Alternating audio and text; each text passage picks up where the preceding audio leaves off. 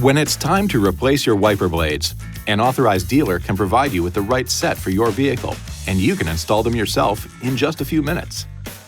To remove a windshield wiper blade, first raise it off the glass by lifting the wiper arm to the full up position.